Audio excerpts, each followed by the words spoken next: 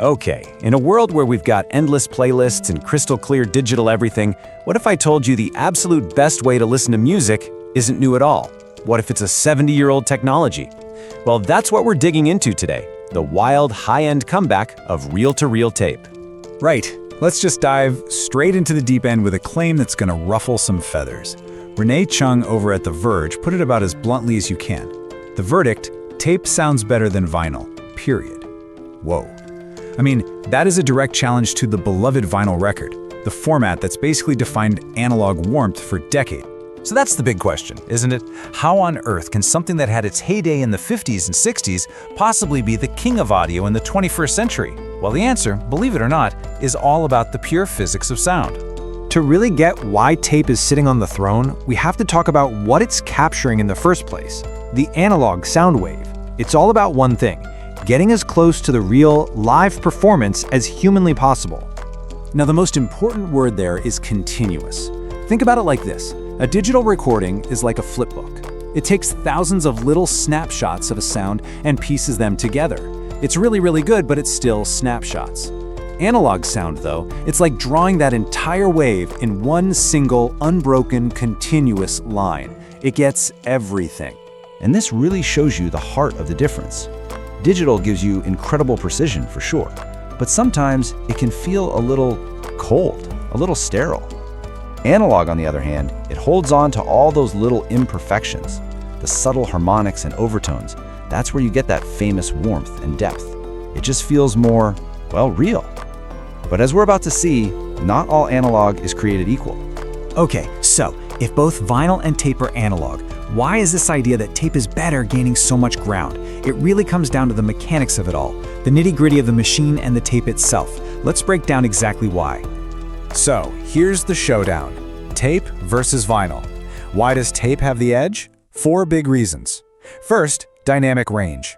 Tape can capture a massive swing from the quietest whisper to a massive drum solo without losing any of the detail. Second, frequency response. You get deeper, richer bass and clearer, more brilliant highs. The third one, this is a huge one, purity. To cut a vinyl record, you literally have to compress and process the sound to make it fit in the grooves. You're squeezing some of the life out of it. Tape is a nearly perfect one-to-one copy of the master. And finally, the playback is just mechanically simpler.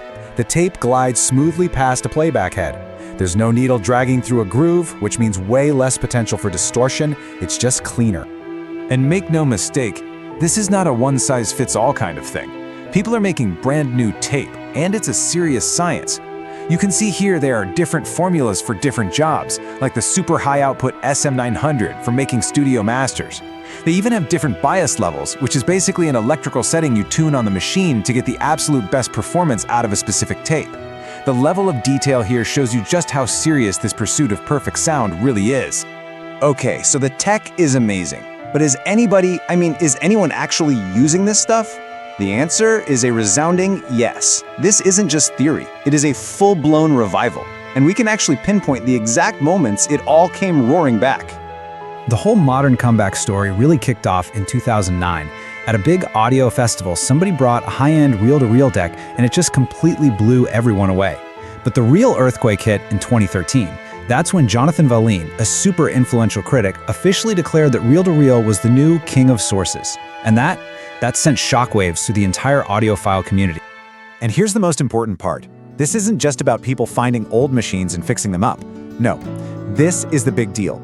Companies are actually engineering and building brand new reel-to-reel machines from scratch for the first time in decades.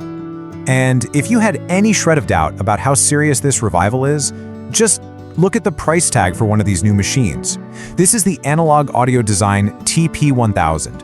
$35,000. Yeah, this is not a casual hobby. This is the absolute, uncompromising pursuit of sound. But don't think these are just remakes of old clunky machines.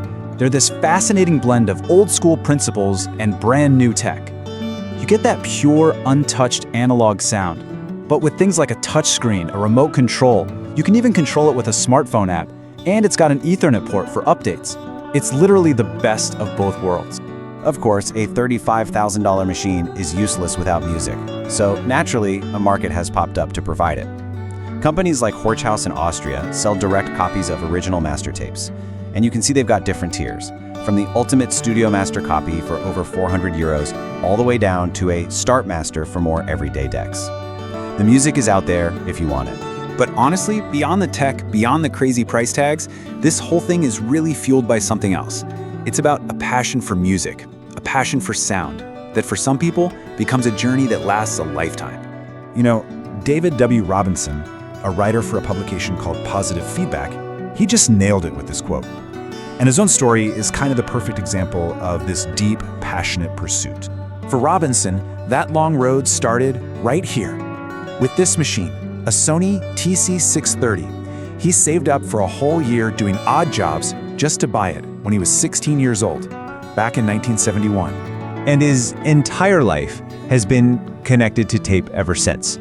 From just being a hobbyist, recording stuff in high school, to doing live recordings for his college radio station, to then spending decades professionally reviewing countless machines. His whole journey with tape eventually led him to review that brand new $35,000 TP1000 we just saw. So after that half-century love affair with tape, his advice for the rest of us is pretty powerful.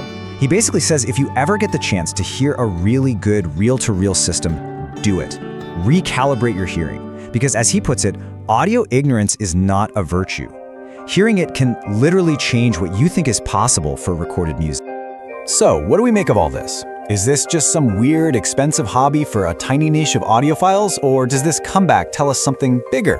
Something about our relationship with music today? Let's circle all the way back to that critic, Jonathan Valin. His conclusion after hearing one of these top-tier tape decks was, well, it was absolute. He declared that the record player, even the best one in the world, was no longer the king. A new king had been crowned. So why should this matter to those of us who aren't going to drop 35 grand on a tape machine? Because it makes you question the idea that new always means better. It champions a physical, hands-on connection to music. You have to thread the tape, you have to engage with it, it's an intentional act, the complete opposite of a background playlist.